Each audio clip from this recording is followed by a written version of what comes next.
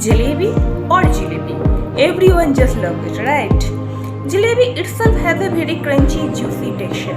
But today I show you another variation of jalebi, that is apple jalebi, which is very easy, quick, and you can prepare it easily at your home. So hello friends, I am Devashmita and welcome to TITLI'S KITCHEN. If you like the recipe, please hit the like button, do comments and subscribe my channel.